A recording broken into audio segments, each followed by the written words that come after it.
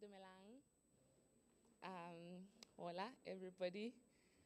And welcome to the book launch of Revisiting Soul Plaatje's Mafeking Diary, which I hope you all know that it's such a critical reflection, especially in the times that we live in, when some of us are really just proud to actually be part of this moment where we revisit the Black image and we celebrate one of our own, Uprasol, as I call him, Ntate Solomon Plaatje, who is actually named after this beautiful and progressive university. So welcome, everybody. I am your MC today. My name is Mokae, and I'm a lecturer here at home. I teach creative writing with Ntate Sabata-Mpho, who in fact edited this book today, Revisiting Soul Plaatje's Mafeking Diaries, with our very own, again, Professor Willan. So can we please just have a beautiful, warm round of applause, because I'm nervous as well. Okay, so to officially open the program for us, please help me welcome our HOD at the moment, Dr. Kobus Redemeyer. Dr. Kobus, please help me welcome everybody.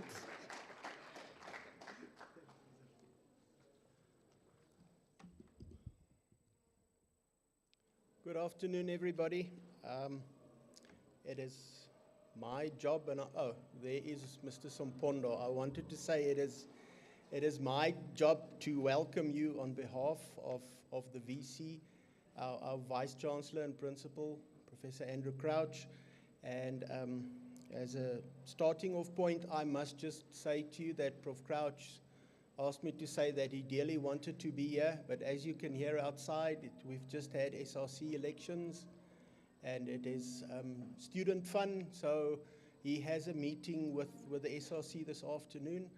So it is my pleasure to welcome him on his behalf. And many of the colleagues here in humanities, you know I am usually quite short in welcoming, but I got a speech from the VC, so please bear with me. Right, we are here this afternoon, as Cesar's rightfully said, and thank you very much, Cesar, also for being the program director. I wouldn't really say only a launch of the book Revisiting Soul Plaatje's Mafeking Diary, the reconsideration and restoration that was edited by the two gentlemen that I will tell you a bit about just now. I'm not going to say too much about them because I'm sure lots of things will come out of the discussion. But it's not only a book launch, but it's also a celebration. And I'll get back to that point as well. I'm also not going to say too much about Solomon Plaatje, Cesar, because I think lots of the discussion that's going to take place will highlight this remarkable man, and just maybe as a bit of a reflection from a historical perspective, the facts and the events behind the initial Mafeking Diary of Solomon Takisho Plaatje of 1973 still ceases to amaze. I mean, there's so many fascinating things, stories behind the stories, the whole development of it and thereof. But here we are 50 years later, and there's a very distinguished group of contributors who is shedding new light on the publication of the 1973 book. And if you go and look at the two books and you draw a comparison, you will notice that people that were very much involved in the 1973 publication is very much involved again in the publication that we are celebrating today. The book launch and the celebration actually comes at a perfect time for Soul Plaatje University. On the one hand, many of you were to the day 2 weeks ago sitting in this auditorium at the Soul Plaatje Memorial Lecture of Justice Edward Cameron, where we were celebrating the birthday of Solomon Plaatje, and it's then very fitting that we have this celebration and the book launch in the month of his birthday, which was on the 9th of October. And he was born in 1876. I'm just going to leave it at that. I will come back with a challenge to our two colleagues at the end, but also from the side of humanities and the School of Humanities. This celebration and this book launch comes basically on the eve of us launching our research center for creative writing and African languages, which was flagged in the SPU calendar to happen in October, but as many of you know, October at SPU has been quite a busy month. But the biggest challenge now is to get the diary of the VC and the diary of the DVC to match so that we can have the launch, but it will happen still in 2023. So the celebrations just keep on going on. So just maybe a word or two on the panel that you are seeing in front. Not that I have to introduce them to you, but interestingly enough, first of all, Professor Mataga, who will be the facilitator, he's the founding head of School of Humanities, right? And many things developed and many things materialized during his leadership. Not that he's not in leadership anymore. He's just from time to time running away from long meetings and so on, and I fully understand why. But Prof. Mataga was very instrumental in the development of the School of Humanities, but even more so, he was very instrumental in eventually getting Sabata to become part of SPU, and he was also the driving force behind getting Prof. Brian Willan appointed as an extraordinary professor in humanities at Salt Lake University. And part of good news, and I have shared it with Brian now, is that there's a council policy that was approved a couple of weeks ago on the whole issue of extraordinary appointments. And now that it is approved, we can go ahead with extending his appointment as extraordinary professor in humanities. Right, and then speaking about the two gentlemen next to Prof. Mataga, I must say, as a historian, I sometimes find it, I don't want to use the word irritating, but almost annoying. Since I'm working on Sol Plaatje's brother-in-law, who's Sabata-Mpho, you think you'll go onto Google and put on Sol Plaatje and you will find Sabata-Mpho. Nowadays, you type in Sol Plaatje, it says Sol Plaatje, Brian Willan, Sabata-Mokae, Jacana Media, right? Which makes it difficult for me to do research. But I mean, the two of them have been extremely busy on working in the fields, and I'm going to give you a very short list of publications just now. Brian Willan has been a friend of SPU and humanities for quite some time. But apart from that, he's part of the family, and as I've just mentioned to you, his appointment as extraordinary professor in humanities will be extended in the next week or two. And then next to him, my brother Sabata-Mokae, which has a way of introducing himself, which he should actually also start stopping with now. He likes to call himself the unknown novelist, but you're not that unknown anymore, Sabata. You'll have to get a new catchphrase. So just in looking at what these two gentlemen has done on looking at Sol Plaatje, and it is an endless list, and I've picked one or two things that they have worked on Sol Plaatje. And Brian, I've even taken it back to your PhD in history. I'm not going to give them the year which you got that, but these two gentlemen have been working for quite a while on this.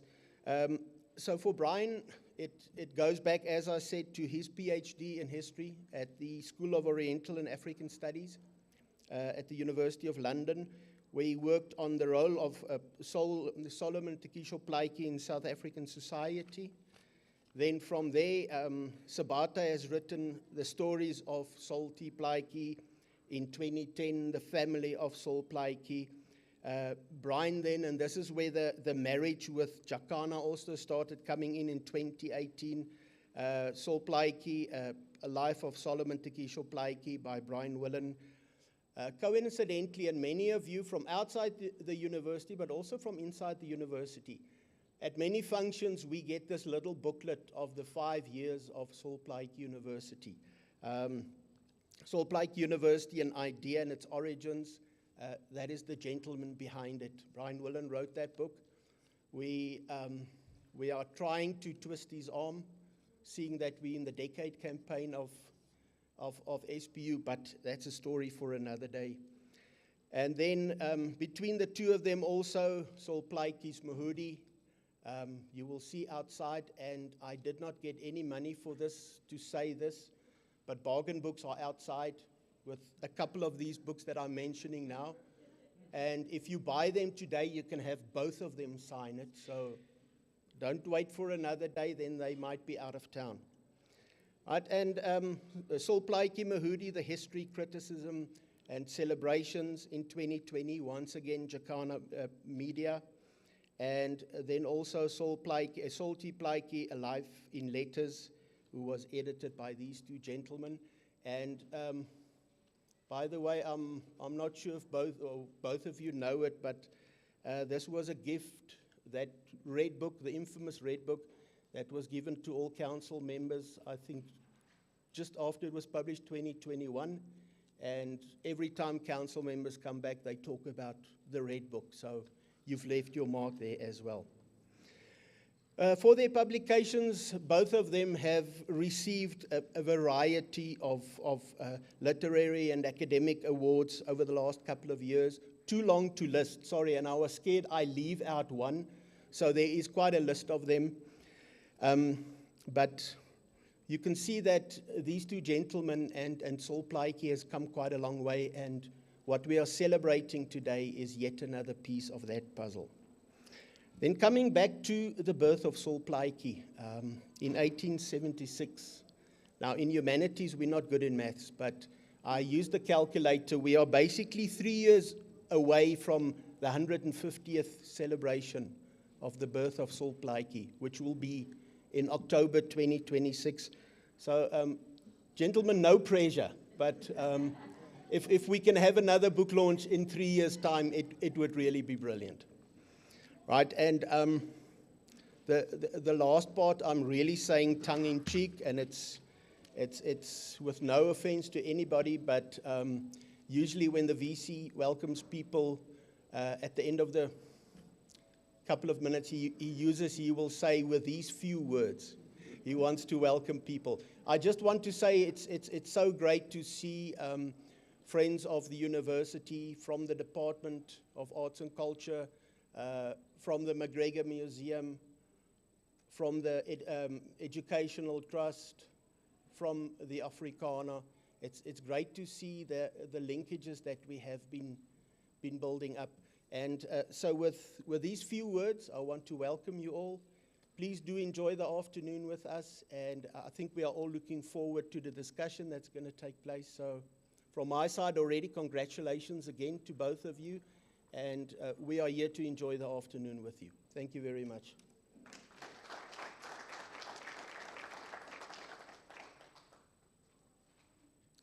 Thank you, Dr. Rudamere, for that warm and engaging welcome. I mean, you've just made me realize also how, it is a time to be alive right now, to be able to touch this book for the first time. I mean, I'm always in between this balance, between academic and creative writing, and to see such a beautiful publication that also includes like creative work as a point where we can, be critical and find solutions and actually celebrate our own, great minds in this space of the institution. It's really amazing. So thank you again, Dr. Rudamere, for that welcome. And we will jump straight into the meat of the program, which is the launch of the book. As you know, Soul Plaatje's Mafeking diary was kept during the famous siege of 1899 to 1900 in one of South Africa's finest pieces of writing and a foretaste of his brilliant career, yet it has never had the acclaim and attention it deserved. So in this book, 50 years later on from the diary's first publication, a distinguished cast of contributors shed new light on the remarkable qualities of the diary and the circumstances in which it was written, giving readers new insight into the life and writing of Soul Plaatje. In addition, 3 short stories, as I mentioned earlier, inspired by the diary, are included in this collection as well. And I think it is very important to also, give you a brief introduction to the editors of the book, our colleagues, Professor Brian Willan and Sabata-Mpho Mokae. Professor Brian Willan is an extraordinary professor here at Soul Plaatje University, and he's also a publisher and a senior research associate at the Institute for the Study of Englishes of South Africa at Rhodes University. He has a doctorate from the School of Oriental and African Studies in London University and has written extensively on the 19th and 20th century South African history and literature. His book, Soul Plaatje, A Life of Solomon Tekisho Plaatje, 1876 to 1932, won an award for nonfiction biography from the National Institute of Humanities and Social Sciences, as did Soul Plaatje Mohudi, which he co-edited with Tate Sabata-Mpho Mokae. Soul Plaatje, A Life in Letters, also co-edited with Mokae, won the 2021 South African Literature Award. And then Tate Mokae teaches creative writing in African languages at Soul Plaatje University. He's the author of a biography, The Story of Soul Plaatje, which was published in 2010, and the novels Khaki Modisa, Dikeledi, and Matleo Amanong. He is a co-editor alongside Professor Brian Willan of 2 academic books, Soul Plaatje, A Life in Letters, and Soul Plaatje's Mohudi, History, Criticism, and Celebration. He is the recipient of the Mnet Literary Award of Best Setswana Novel in 2013, the Mnet Film Award in 2013, the Humanities and Social Sciences Award in 2021, the South African Literature Award in 2011, 19, and 2021, and the Pen Salb Multilingualism Award in 2022. That is a list. I feel you, Dr. Rudemeyer. In 2014, he was a writer in residence at the University of Iowa in the United States, where he was subsequently awarded a fellowship. He is an affiliate of the Tsikinya Chaka Center at Wits University.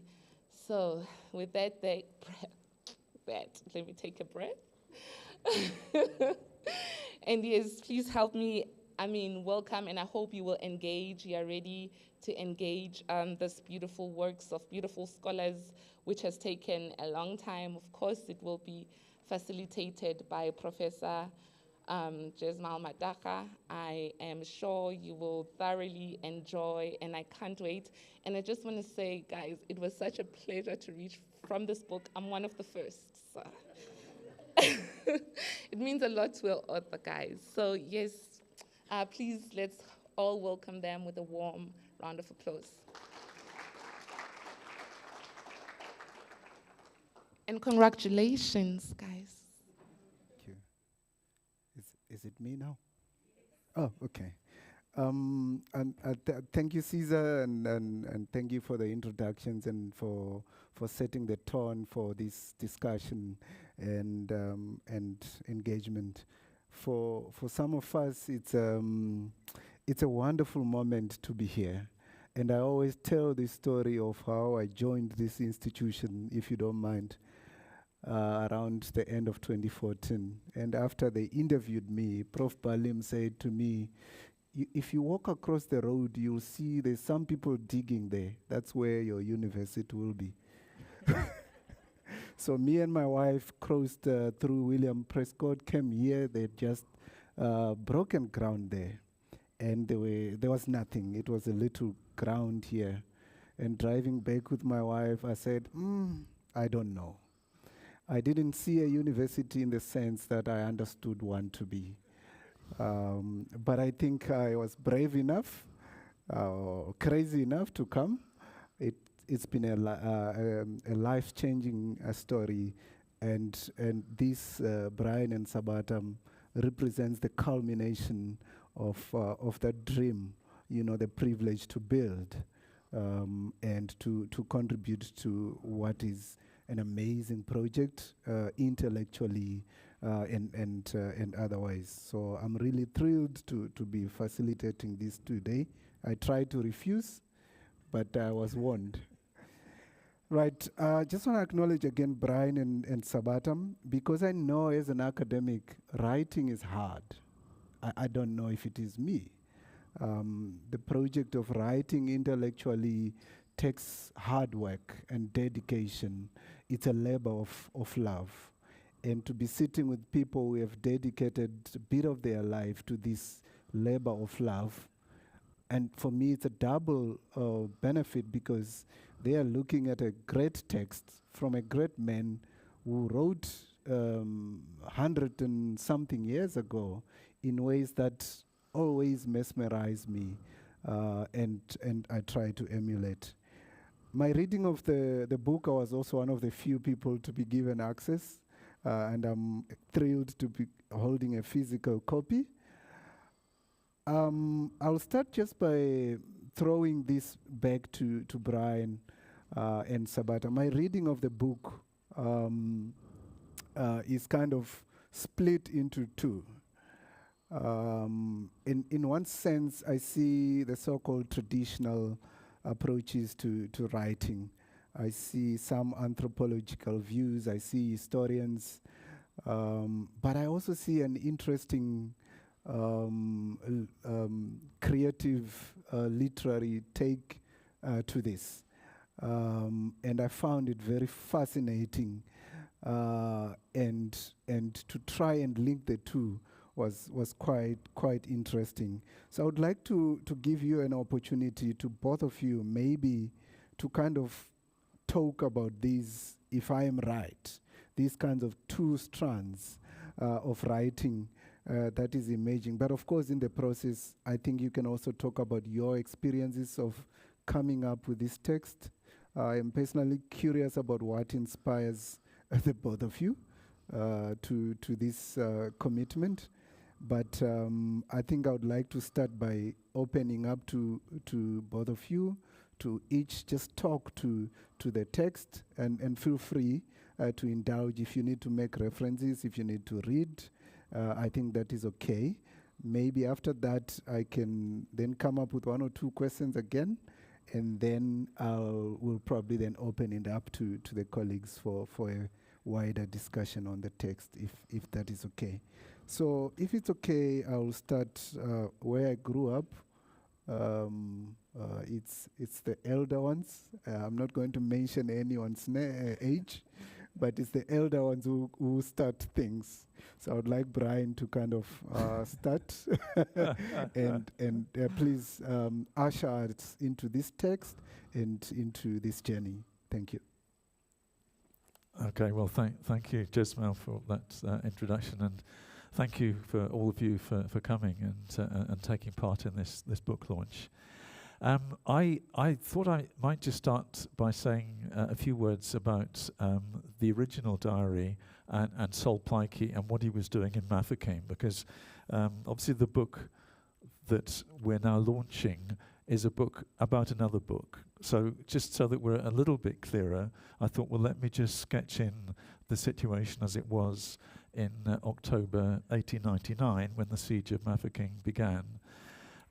Plaatje at that time was a court interpreter. He'd only come to Mafeking a year or so before, in fact almost exactly a year before. He had previously been employed as a messenger and letter carrier with the post office in Kimberley, and he'd spent 5 years there. But he was obviously a very able and ambitious young man, and was looking for a better job. And at that time, being a court interpreter was one of the best jobs available to black South Africans like him. So the job fell vacant in Mafeking, and he accepted, and he came to Mafeking a year before the outbreak of the siege. During the siege, he, I think, looked around and saw what everybody else was doing, which was, writing diaries. And I think, obviously, one of the questions in your mind was, well, why did he start writing a diary? And I think there's probably I think he never kind of said specifically why, but I think you can kind of get a fairly close idea from the situation that he was in. Pretty much everybody in Mafeking was writing a diary, including his boss, the magistrate, Mr. Bell. And Plaatje started his about a couple of weeks after the beginning of the siege. And he kept going with it, not quite until the end of the siege. The siege lasted until May 1900, when Mafeking was relieved. Plaatje wrote pretty much every day entries up until the end of March. And at that point, he stops, and it's not absolutely clear why he did stop. But it's a diary that he wrote and kept for most of the siege. And I think and the subsequent history of this diary was that it was basically unknown to the wider world until the 1960s and 1970s. Plaatje seems never to have made any effort to publish the diary. I think he saw it very much as a private thing that he'd written, for himself. But it was only in the late 1960s when Professor John Komaroff, the diary was brought to his attention, and he immediately realized the value of it and edited the diary, and it was then published in 1973. So that's the logic, that's the celebration 50 years on from the publication of the diary, obviously not the writing of the diary, which went, far, far, far back.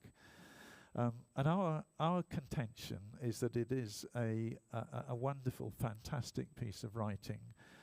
So the main message I would give is, if you haven't read Plaatje's diary, get a copy and go and read it. That's the current edition in print. So it is available, and there is actually another edition coming out in a few weeks' time. And we think it's a fantastic piece of work. Plaatje, it's very different from a lot of the other Mafeking siege diaries, which frankly are a bit boring, concerned with fairly unimaginative descriptions of kind of military issues and what was going on.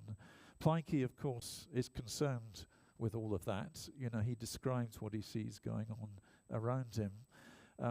And it wasn't long before it was recognized that actually this was a fairly unique perspective, not only upon the siege of Mafeking, but upon the South African War as a whole. So the historians particularly became interested in the evidence, if you like, that came from Plaatje's diary, that clearly this was not a white man's war. And I think what Plaatje supplies is a graphic account of how the Barolong, other Africans in Mafeking, were actually affected by and took place and took part in the siege. So that's probably been the main sort of level of academic interest in the diary. But I think our view is that actually the Plaatje's diary is far more important than just being a source of evidence to inform historical debates. I think what we're much more interested in is the diary as a fantastic piece of writing. And I think you can see in it the way that Plaatje uses the diary to try out, to experiment with the English language. He develops these elaborate kind of musical metaphors. he looks back to his own experiences. So it's actually a very personal set of recollections and musings, really, about his thoughts and his memories. So you get a lot of his past life and a lot of information on Plaatje's biography. The clues are actually in the diary itself. And I think our view is that it should be regarded as a wonderful piece of creative writing, not simply a piece of recording of what was going on during the siege. But the issue is, well, if it's such an amazing piece of writing, why has it been so relatively neglected? I mean, in comparison, particularly with Plaatje's other work, there are endless articles that have been written about his novel Mhudi, Native Life in South Africa. His political book has been the subject of a lot of study and interest. Even Plaatje's engagement with Shakespeare, people have been particularly interested in that. But Plaatje's diary, it seems not to have attracted that attention. So the idea of our book was really to sort of, I suppose, set out a manifesto, to say, we think this book is so important that we would like to get things moving by bringing together a group of, I think actually, as it turned out, very distinguished scholars with some very original things to say about the diary. And I think, a further aspect of it that concerned us was, well, why was this the case? Why this neglect? What were the reasons for that? And the answer to that, I think, has also informed the book that we put together. And I think, just very briefly before I hand over to Sabata, one of our thoughts is that it seems that diaries are a puzzle to people. They sort of fall between different stools. Nobody quite knows what to make of diaries. Are they fiction? Are they non-fiction? What are they? So I think it's suffered from that. The other thing that I think has probably contributed to the relative neglect of the diary is that any piece of personal writing is very much a product of a particular time and place. And it's certainly the case that, given the subsequent trajectory of South African history, given what happened after Plaatje's death, you look back on what he was writing about, and what you get from his diary is a great sense of optimism.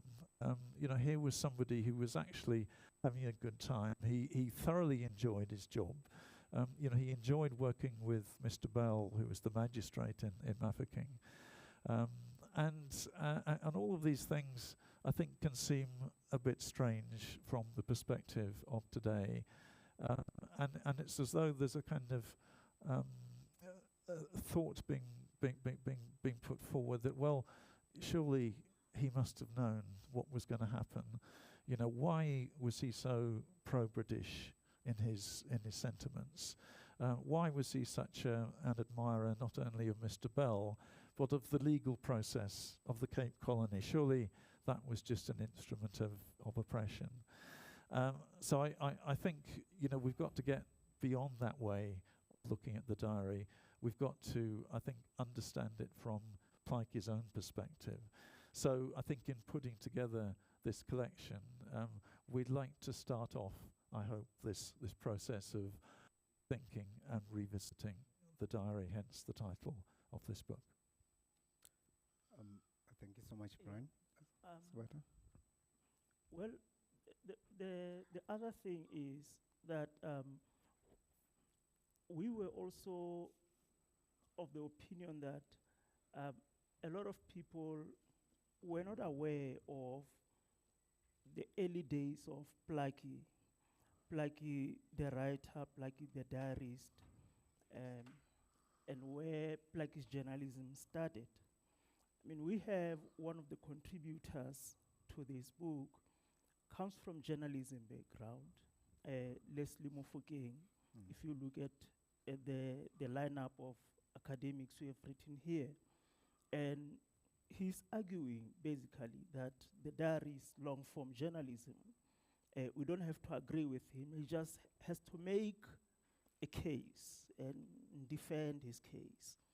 And for me, this is very important.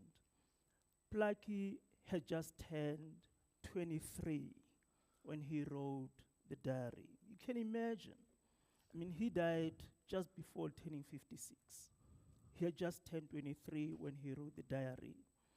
And he wrote with so much flair. In some instances, he was playful. Just the first entry there, you can actually see how he played with language. And Brian said it's not just a record of events, but it was also a piece of creative writing as well. And it befits Plaatje of that time, 23 years old, had just watched Shakespeare for the first time in Kimberley a few years before, comes out of the South African Improvement Society, that organization in Kimberley of young black people, that cosmopolitan Kimberley where they read to each other. He came from a cosmopolitan Kimberley and went to Mafeking, or Mafeking as they called it at that time. And how he wrote the diary reflected where he came from, but also the importance of the diary was based on where the diary was emanating from. It was emanating from a marginalized community at that time. Firstly, it negated the perception that the siege of Mafeking was a white man's confrontation, in a white man's war. It negated that. But also, the importance was of the voice. The voice represented a community that did not have a voice at that time. Hence, even the name of the war was the Anglo-Boer War. And for me, also, is how versatile Plaatje was. So, this versatility, you see it even today. As yesterday is 2016, Herbie Hancock, a professor of music, a jazz musician, delivered a lecture titled The Wisdom of Miles Davis. And he talks about a multifaceted person. He talks about us putting ourselves in fortresses and not breaking out of the fortresses. And had Plaatje not broken out of the fortresses, we're not going to have Plaatje who wrote a diary and then went out to write a novel, then a political book such as Native Life in South Africa, then a translation of Shakespeare into an African language, then went on to be one of the co-founders of a political party, now the oldest, or one of the oldest on the African continent. So, and then Plaatje as a writer who straddles between creative writing and or fiction and creative non-fiction fascinates me. And historical fiction such as Mhudi fascinates me. And I actually have to admit that that kind of writing has even influenced me, because I find myself gravitating so much towards historical fiction. And when we set out to do this project, which I remember Brian announced when we were closing the launch of, I don't remember which one was launched the last, between the Mhudi volume and A Life in Letters, when you were saying, now we are on to the third one. Um, and and that was in 2020. Yeah. In 2023, Yeah. it's been, goodness, 3 years or 4 years almost. So it's been a journey. But the fascination is about Plaatje's writing. It's fascinating how he swiftly moves from this form to that form and breaking out of the fortresses that the society is always ready to help him build. Yeah. I'll add as we go on. Yeah, Yeah. yes, Can Brian. I Yes, just yes. reinforce Yeah. the point that Sabata made about the diary and Kimberley, because I think that's actually worth reflecting on, given where we are and what this university is.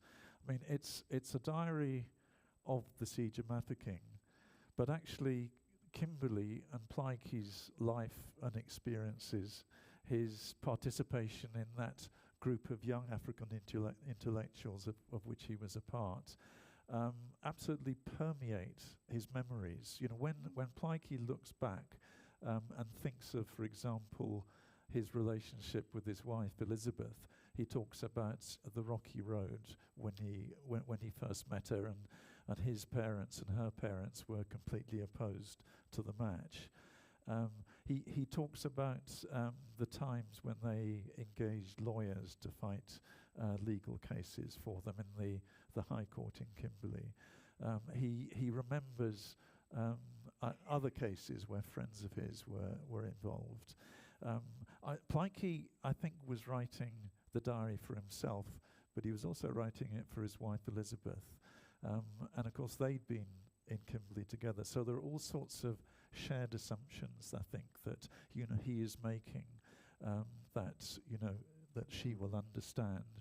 And the other point, just to illustrate the fact that mentally a good part of Plaatje, I think, was still in Kimberley, was that in the original manuscript, at one point he meant to refer to Mafeking because that's where he was, but actually wrote Kimberley as though he was still in Kimberley. So I think mentally, Kimberley was a very powerful presence the whole way through the Siege of Mafeking diary. And I sort of feel as a university, that's something that's, we should perhaps be pretty aware of. True. I thank you. Before I open this to our colleagues on the flow, I just want to take up what Sabata started commenting on. I looked at chapter 12 by Sabata, and he titles this, "The Heart Goes After the One It Loves." Of course, that was just the title on its own pulled me to try and do some skim reading of this. And then I saw chapter 4, which talks, I think it's by, is it by Mafeking? It's by, just give me a moment. Yes, by Mpho Mahala, who's writing I Love. And he also talks of the missing pages. Yes. And Sabata, you talked about historical fiction.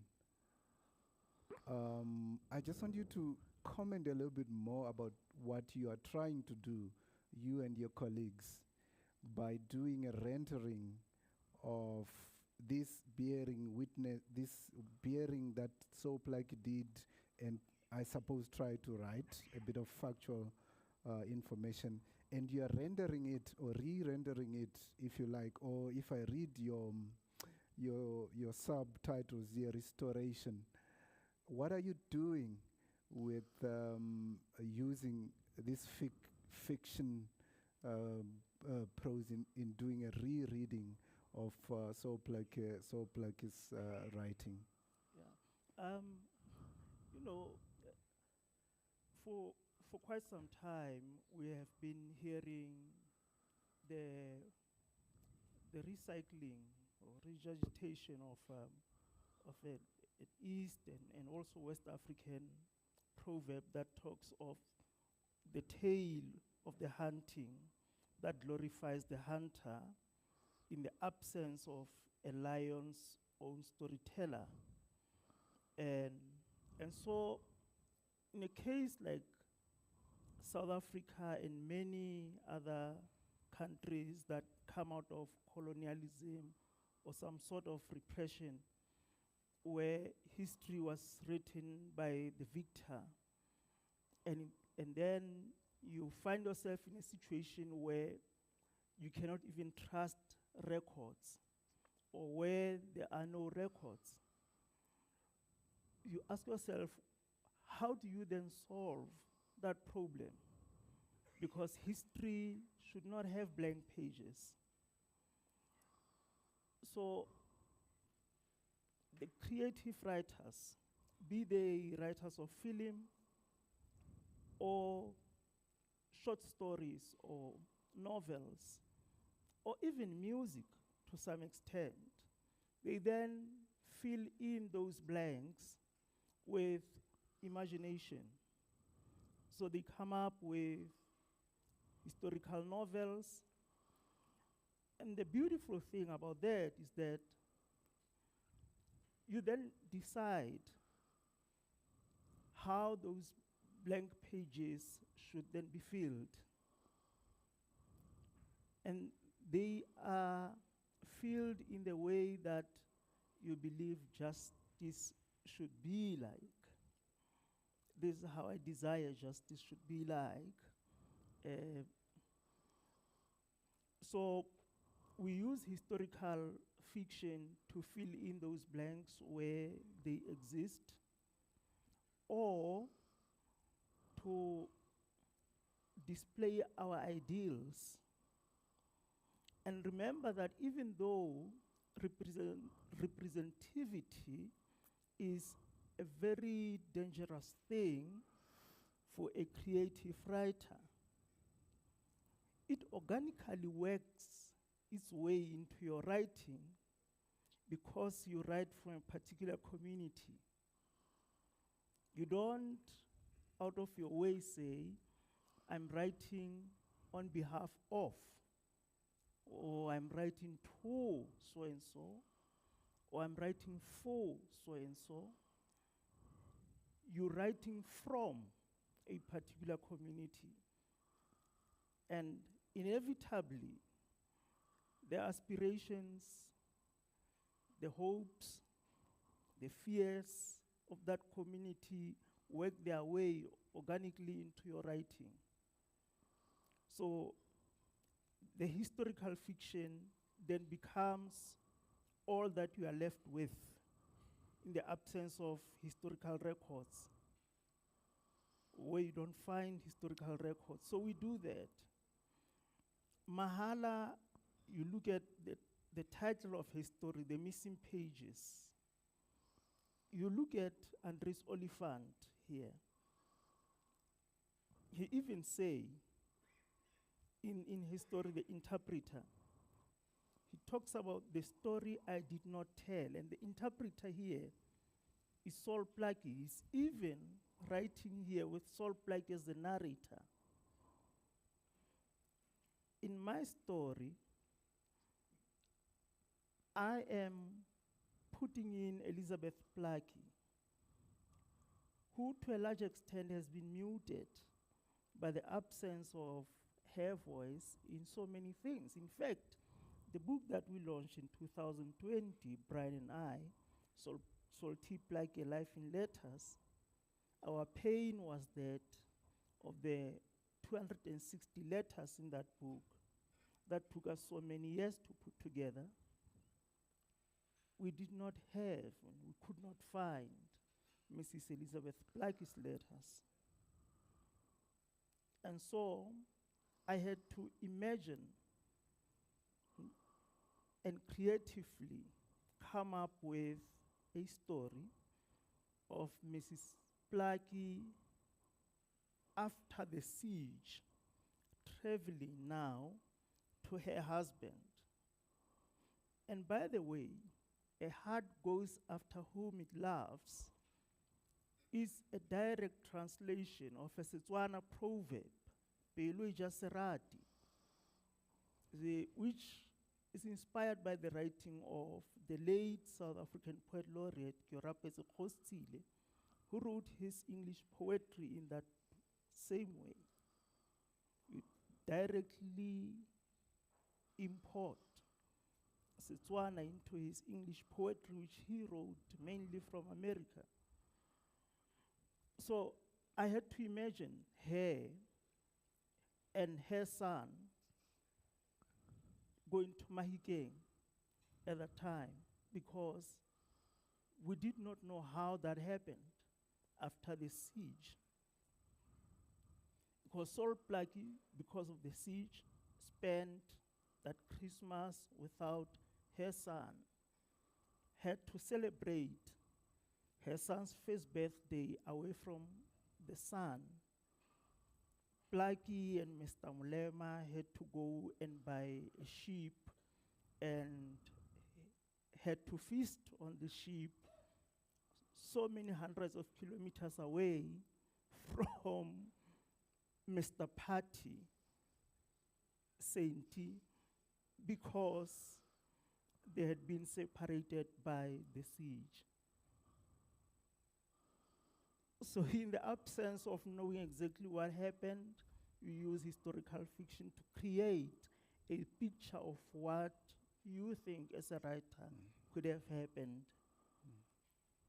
Thank you very much. This is my last comment. I really like the way historical fiction here, the three pieces that I tried to read, in my view, kind of rehumanizes Sol Plaatje and adds all of these layers about his life, about his family, about his wife, about his children, that you possibly don't always find in a sort of a typical academic rendering with all due respect, by a historian or an anthropologist or any other discipline. Yeah. But then it, can I just add Yeah. something?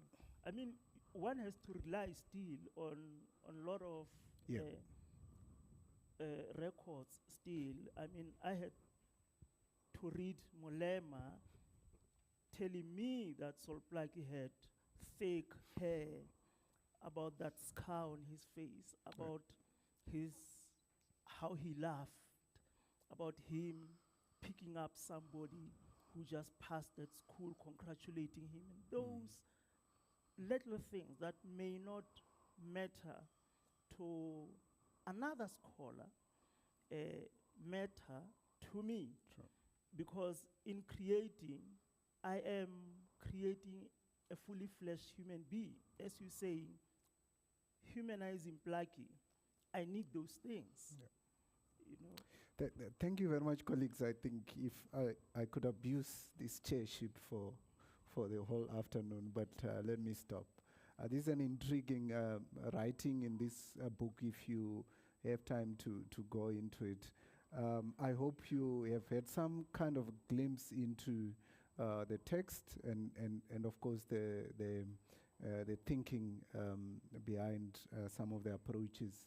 I would like to open this so that I'm not the only one asking questions to Brian and Sabata. I just want to open this. If you have a question, a comment, let's engage with Brian and Sabata. Thank you. I hope there's a roving mic somewhere. Thank you. There's a hand.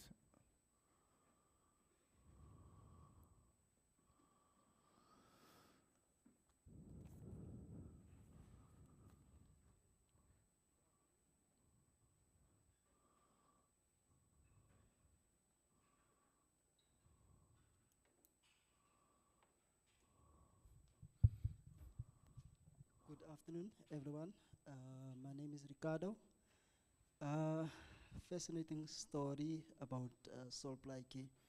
I'm a tourist guide by profession, and the historical factors in this book is so fascinating because, yeah, it speaks about a great icon, literature icon as well, Um, just a small comment. I'm not going to say much. I'm just inspired by the book, and yeah, it speaks so much. And I think Kimberley should be so grateful because we in the outskirts, you know, we don't get access to to to type of historical facts in these books. We've got limited resources, so it makes it quite difficult for us to grasp as to what is happening in and around. But in a nutshell, yeah, I'm just really inspired by what was transpiring here. I can go back. I can talk about these things from a perspective from where I'm from, and I've been following the author, the unknown novelist, Mr. Sabata, for some time now. And where I grew up in Vitro West, it's also a very historical town, I must say. And I've grown up in a family of authors, so it speaks volumes as to our own what is doing. In that sense, as we are hearing stories from our own. In that sense, I'm not excluding. I'm just saying from our own, and it gives so much sense of belonging as to what the great Solomon himself has done, and the follow up with the books been written by Professor Brian and the unknown novelist Mr. Sabata, and it really speaks volumes to what is transpiring. Yeah, I think that's my comment. I would say, and really congratulations to Salt Lake University as well for doing what the institution is doing. I would say, pushing the boundaries in the sense through literature, and it's really inspiring for me myself as a tourist guide. So yeah, I think that is it. Congratulations to the panel.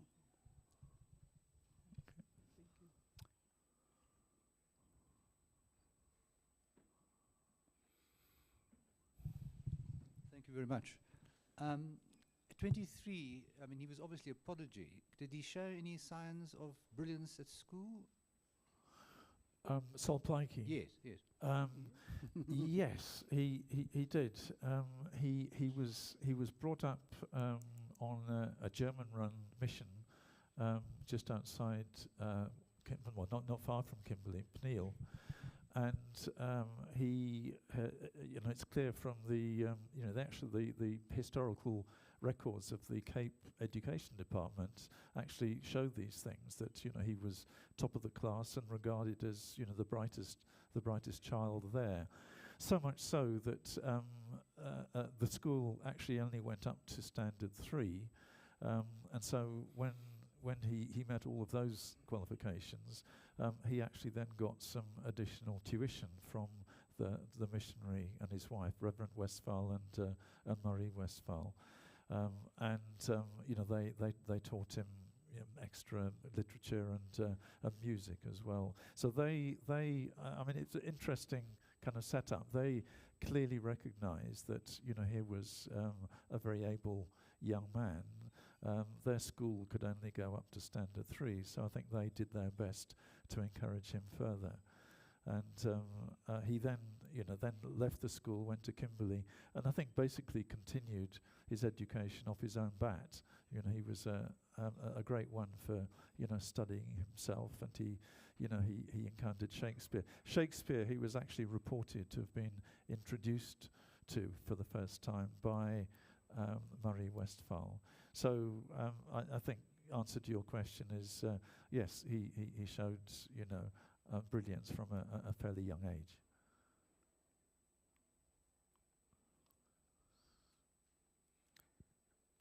We still have a bit more time if there's anyone else with comments, questions, seek clarification. Hand, yes, there's a hand there, and here, thank you.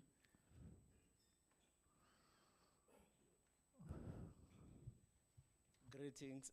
My name is Mlamu Litapu. I have one or two questions. I haven't read the book, so forgive me. But my key question has to do with why in the area of decolonization, what is it that are we to take from that book if we are reading about Plaatje? What is it that we can learn as the generations that are coming at this time at the era of decolonization? I think let's take the three and then I will allow Brian and Sabata to respond. Yeah. Yeah. Thank you very much. Maybe firstly, just to say congratulations, Brian and Sabata. I know a lot of times I've had the inside info on, what's next. So congratulations to you on this important milestone. Just two from me. Firstly, I've not read, so I've not seen, and maybe you could talk a bit about the contributors and I can imagine it wouldn't have been easy to select that, and what kind of themes you had in mind as you selected the contributors. I was part of a group earlier on that had a discussion around the word Mafeking or Mafeking. And I think why you insist maybe on, continuing with Mafeking, maybe to talk about that. I'm sure the tourist guides would have an interest in that. And then lastly, I think given the massive footprint that Plaatje had in the world, I can imagine even if you go to a country like Germany, I wouldn't know, if there are those kinds of links through Pinel with the he worked with there. I don't know why the word now just escapes me. I know that he spent time in America, he spent a lot of time in the UK and so on. And I'm thinking, what's next now for you in terms of this journey with this journey that you're taking us through of his life? Maybe you could share a bit on that. Thanks. Good afternoon. Apologies for hijacking the mic. It just happened to have been next to me. Congratulations to Prof. Brian and Tate Sabata for the wonderful work that you have done. My question is more to Prof. Brian. When you had your opening remarks, you said something like Plaatje having a good relationship with some magistrate in Mafeking. And that somehow led to him being viewed as being very close to the British or being very friendly to the British. What could have led to that the view by some people, whether right or wrong, that he was very close to the colonizers when Plaatje dedicated most of his life through his political activism and his writings towards fighting oppression as well as dispossession. And dispossession, as we all know, was mostly done by the British. Thanks.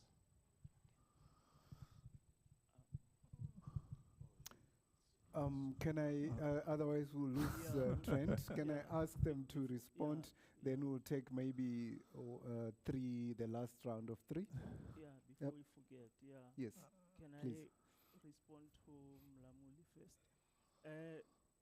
My brother, I think the important thing that we can actually learn from Plaatje through the diary is that he disturbed the narrative. Remember, at that time, the perception was that the war, the 1899 to 1902 war, was a white man's war. even though it was fought on African land and it was about African resources, the perception was that the African was a spectator, that the African had no agency. The diary negated that perception. In fact, it did not only say a black person was negatively affected, it said the black person decided on which side to fight. And that also a black person, where Plaatje was at that time, was actively participating in many different capacities. Cattle raiding, because remember when the town is besieged, it means that supplies cannot come into town. It means that the meat that is in that town is all the meat that you have. No more meat coming in, no more bread coming in, no more milk coming in. They had to go out and raid cattle to feed people inside. So he chronicled all that to disturb that narrative. Otherwise, it could have continued. So we were to be left with the records that were incorrect, that were incomplete, had he not disturbed that by writing this diary, war diary, which was at that time the only war diary that came from the people of his community. And something that I believe that even in our generation, in this wave, our wave of dismantling structures, that's what we need to do. So I think that is what we need to learn from his diary. Remudi say about Mafeking, that was the orthography of Plaatje's time. And we thought that we should not change his title. That was his title, and we're respecting that, and we have written about that. So we felt we leave it as is because it is explained inside. I don't know if Brian would like to explain that further. No. But that evolution of the name of the town is actually important. Yeah. It has to be known. I think if we were to simply erase Mafeking on the book, I think on the road sign, on government stamps, letterheads, it is fine. There's Mahikeng. But on a book, it has to be known how we got to where we are. I mean, right now, residents of Mabatu don't even know who Mabatu was. They think it came in 1977. But Mabatu was there even in the early 1900s.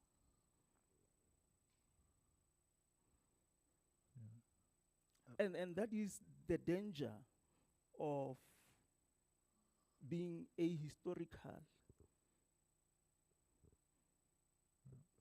Thank you. Brian? Okay, I think the question I'd like to respond to is the one about the contributors to the book, because I think that maybe gives an opportunity to just say a little bit more about the contents of the book. We've spoken about the creative writing side of it, but not so much about the contributors and what they have written. I think the thing about these kind of edited books is that it's a bit of a balancing act between getting people to write what you want them to do, and then doing their own thing, which is what they would want to do. And I think we've actually managed to strike a pretty good balance on that, and we've ended up with I think a pretty distinguished cast of contributors. But just to give you a flavour of what it is they've written about, the chapter by Vivian Bickford-Smith, a historian at UCT, it's a very illuminating comparison of Plaatje's diary with the diary of T.O. Soga, perhaps the other best-known black South African diarist from a slightly earlier period in the 19th century. And I think all sorts of interesting issues arise out of that.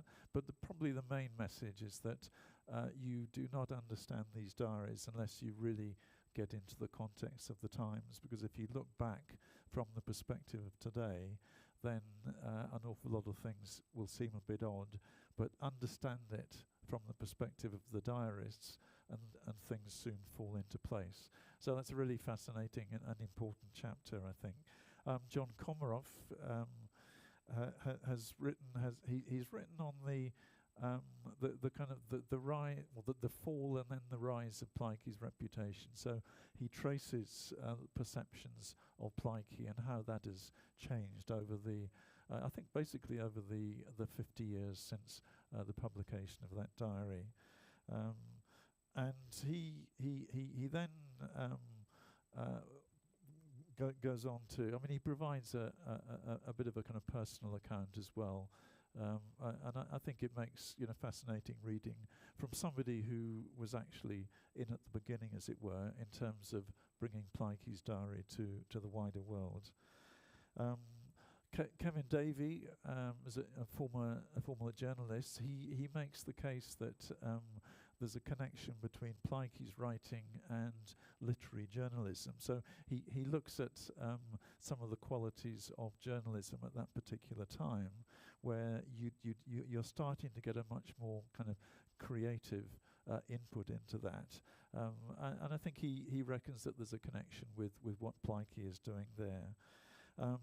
Andrew Manson, another fascinating chapter on the other siege of Mafeking. For most people, there's only one siege of Mafeking, but actually there was a much longer history of struggle between the Barolong, the Sidi Barolong, and the Boers, and there was a famous earlier siege, famous amongst the Barolong, but probably not to too many other people, in 1882. And I think the point that he makes is that you can't understand the way that Plaatje writes about the siege in his diary, or the way that other people, particularly older people, respond to it without understanding that much longer historical period. So context, I guess, is everything, and that's a particularly good chapter, I think, that looks at that. Just slightly selectively, a wonderful chapter by Lawrence Wright, which focuses very much upon Plaatje's use of language. And this is, I suppose, a more kind of traditional literary criticism sort of approach to the subject. And what he's struck by is the kind of sheer exuberance of Plaatje's writing. And he wonders where this comes from, because it's very much not the case, not something shared by the other diarists of the Siege of Mafeking.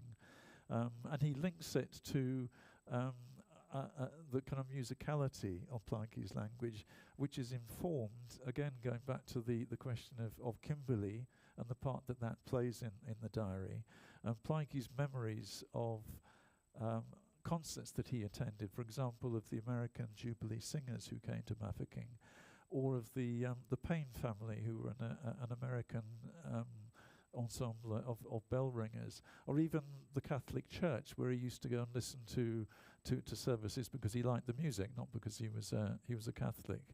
And what you see in the diary is the way that Plaatje draws upon these musical memories to construct these often very elaborate musical metaphors, and you can see him just experimenting, you know, very joyously with the language. And I think Lawrence Wright in that chapter brings that out very, very well indeed. Finally, just Bill Nasson, just to mention his chapter. Bill Nasson's one of South Africa's leading historians. And what struck him, what he writes about is, first of all, his kind of personal odyssey. It's quite striking how people are so struck by the first time that they encounter Plaatje's diary, that that it obviously made such an impression on them, and that's very evident in Bill Nasson's article. But the kind of point that he particularly wants to make is that we need to see Plaatje not as a kind of black representative, or not just as a black representative, but as a kind of broader kind of civilian perspective that he provides upon the siege. And he's actually struck by what he calls Plaatje's ironic sensibility. And he sees this as a kind of forerunner of a lot of the writing that then later came out in the First World War. So I think this is kind of broadening the focus, broadening the context, the way that one might look at and understand and appreciate Plaatje's diary.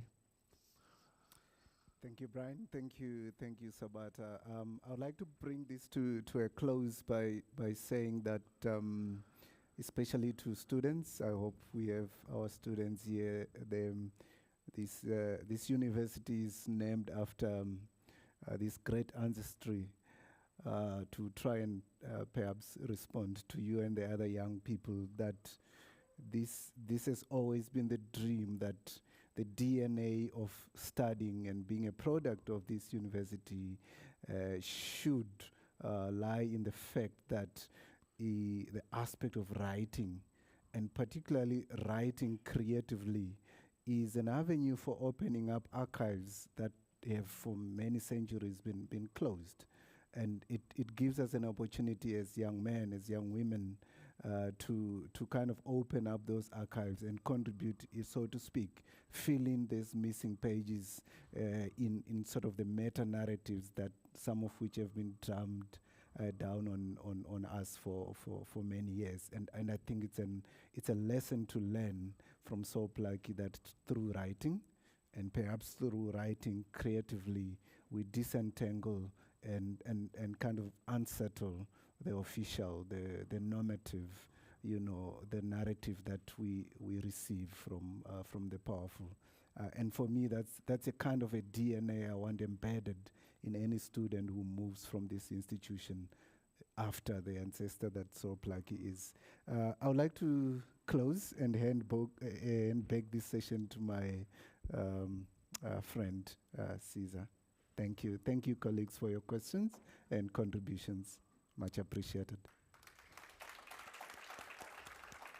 And thank you to Brian and Sabata for the brilliant conversation. Thank you. Well, thank you so much for inspiring work. I echo the words of some of the audience members here. This is truly incredible work. We are really proud to, serve under such light and guidance. And we look forward to reading the book. I know I've always wondered about what happened to Mayor Elizabeth Plaatje. I think it's a great way for us to learn and fill those empty pages of history. I loved that so much. Thanks again for that discussion. We are towards the end of our program. At this point, I'd like to ask our head of department, Dr. Stander, to give us a closing remark, and then we're almost done. Thank you.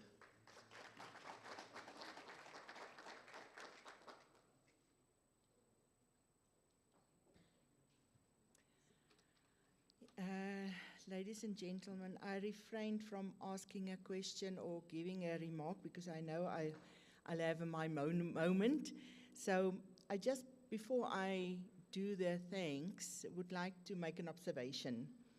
And for me, it's sort of ironic that Plaatje, as a court interpreter, interpreted somebody else's words, and that you in this book are also acting as interpreters of Plaatje's diary, sort of interpreting his words as well. So with that said, I would like to say good evening or good afternoon still to everyone. And thanks so much for coming out today. I'm really impressed by all the hard work and effort that went into making this event and this book a big occasion. A big thanks to Dr. Rademeyer from Humanities for the opening of this event. It really shows how much our school values education and books. A big applause to our co-editors, Professor Brian Willan and Sabata-Mpho Mokae. This book wouldn't be what it is today without your dedication and hard work. You make us proud. Bridget Impey and the team at Jacana Media, thank you for always supporting and promoting good literature. This book looks amazing because of you. To everyone who wrote a chapter in the book, you are the real heroes. Your research and writing made the book what it is. Thanks for the reviewers for making sure the book is outstanding. A big thanks to Professor Jesmal Mataga for leading our panel discussion today. You always get us thinking deeper. The team at the Vice-Chancellor's office at SPU, your support made all of this possible. Also, thanks to Bargain Books in Kimberley for setting up a sales spot here. Everyone, make sure to get a copy. And of course, thank you to all of you here today. Your interest and support make all of this worth it. It is all about building a community that loves learning and reading. So let us celebrate this book and all the hard work that went into it. And cheers to more days like this. Thank you.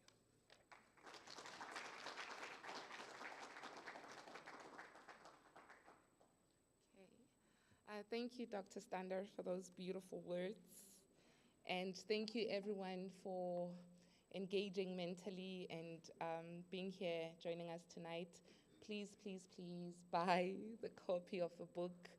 We need strong minds in these current political, strange times that we live in. So please work your thinking muscles, get the book, it's available outside, and we will have light refreshments right now. So good evening, everybody. Enjoy the rest of your day.